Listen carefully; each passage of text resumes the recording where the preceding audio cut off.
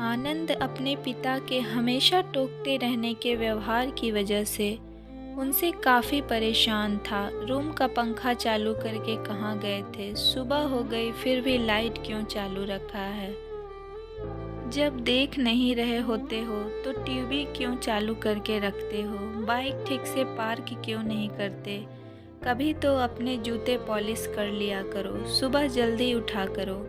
कितने आलसी हो गए हो, कभी जॉगिंग नहीं करते। दिन भर में ना जाने आनंद को क्या क्या पापा से सुनना पड़ता था।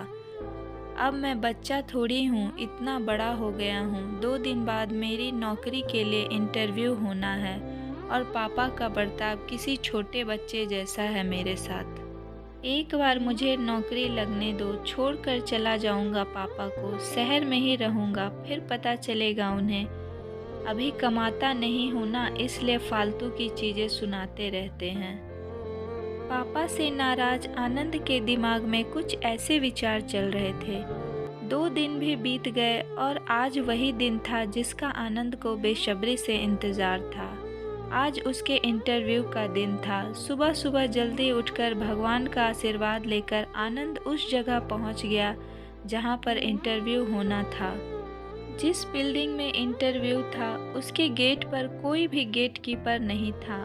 आनंद ने देखा कि गेट एक साइड से टूटा हुआ है, लेकिन कुछ स्क्रू फिट करने से वह सही हो सकता है। आनंद ने रुककर स्क्रू को टाइट कर दिया और गेट को सही करने के बाद वह बिल्डिंग में घुस गया।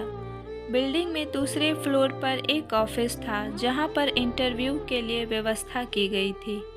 जैसे ही आकाश उस फ्लोर पर पहुंचा तो उसने देखा कि ऑफिस के बाहर लोगों ने इधर उधर जूते और चप्पल निकाल रखे थे, जबकि वहां पर जूते चप्पल रखने के लिए स्टैंड रखा हुआ था। यह देखकर आनंद को अचानक अपने पापा की याद आ गई, जो उसे भी अक्सर अपने जूते चप्पल रखने को लेकर हमेशा टोकते रहते थे। आनंद से रहा नहीं गया और उसने बेमन से ही लेकिन उन सभी जूते और चप्पलों को स्टैंड पर अच्छे से रख दिया।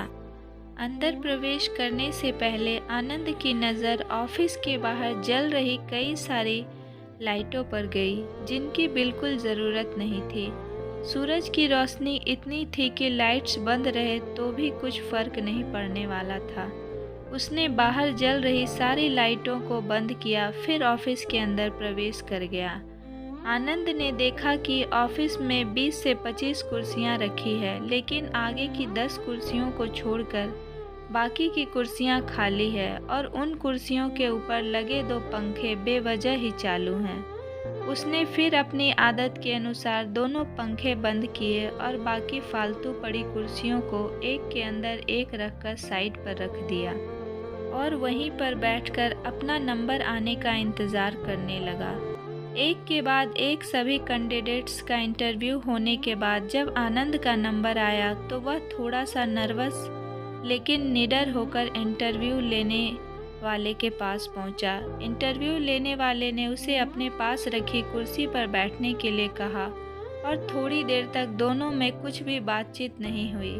फिर इंटरव्यूअर ने आनंद से पूछा कि तुम कल से नौकरी ज्वाइन कर सकते हो क्या? आनंद को कुछ समझ में नहीं आ रहा था कि यह उसकी नौकरी पक्के होने की कंफर्मेशन है या फिर कोई ट्रिकी सवाल। बाद में इंटरव्यू लेने वाले जब सैलरी और क्या काम करना है ये बताया, तब आनंद को यकीन हुआ कि उसकी जॉब पक्की हो गई है। आनंद बहुत खुश था, लेकिन समझ नहीं पा रहा था कि ना कोई सवाल ना एक्सपीरियंस के बारे में पूछा, फिर कैसे उसे जॉब के लिए फाइनल कर लिया गया। उसके चेहरे पर सवालिया एक्सप्रेशन देख इंटरव्यू लेने वाले ने खुद ही कहा, कुछ सवाल और पेपर्स कभी आदमी की काबिलियत नहीं बता पाते। हमने इस बिल्डिंग में प्रवेश करने से लेकर प्रतीक्षा कक्ष तक कुछ अव्यवस्थाएं सेट करके रखी थी, वहीं आप सभी के लिए परीक्षा थी। हमने सीसीटीवी पर देखा कि आने वाला सभी कैंडिडेट्स में आप ही एक अकेले ऐसे थे जिन्होंने गेट के स्क्रू ठीक करने से लेकर बेवजह चल रहे बल्ब और पंखे बंद किए। ऐसा कर आपने अपने चीज़ों को यूटिलाइज करना और बचत तथा रिजेक्शन कम करने जैसे गुण दिखाए। आगे बढ़कर आपने बूट और चप्पल और कुर्सियां ठीक करके दिखा दिया कि आप अपने काम के लिए कितने वफादार हो सकते हैं और किस हद तक जा सकते हैं। बस हमें इतने गुण काफ़ी थे आपको नौकरी पर रखने के लिए। पूरी बात समझ में आने पर आकाश को फिर से अपने पापा याद आए और याद आई उनकी कही हर बात। लेकिन इस बार उनके मन में कड़वाहट नहीं थी, क्योंकि उसे आज समझ में आया था कि पापा ने उसके लिए उसी मूर्तिकार का किरदार निभाया था जो अपनी मूर्ति को सुंदर और कीमती बनाने के लिए उस पर कितनी बार छेनी और हथौड़ी चलाता है। आनंद, जो नौकरी मिलते ही अपने बाप से दूर भागने की सोच रहा था, वो नौकरी का कंफर्मेशन लेटर और साथ में मिली 1 महीने की एडवांस सैलरी को घर पहुंचते ही अपने बाप के कदमों में रख देता है और उनसे माफ़ी मांगते हुए कहता है कि पापा मुझे माफ़ कर दीजिए, मैं आपको समझ नहीं पाया। अपने बेटे के लिए आंखों में खुशी और गर्व के आंसुओं के साथ पापा आनंद को गले लगा लेते हैं और उसके सिर पर प्यार से हाथ फेरते हुए उसे आशीर्वाद देते हैं। तो दोस्तों, जब भी आपके पेरेंट्स आपको कुछ कहें तो उसके पीछे का कारण ज़रूर जानने की कोशिश करना। कभी डांटे या टोके तो उसके पीछे के भाव को समझने की कोशिश करना। एक बार आप अपने लिए गलत सोच सकते हैं, मगर आपके पेरेंट्स नहीं। तो मेरी यह स्टोरी आप लोग को कैसी लगी? अगर पसंद आई हो तो प्लीज़ लाइक करें और ज़्यादा से ज़्यादा लोगों तक शेयर करें। तो मिलूँगी नेक्स्ट स्टोरी के साथ।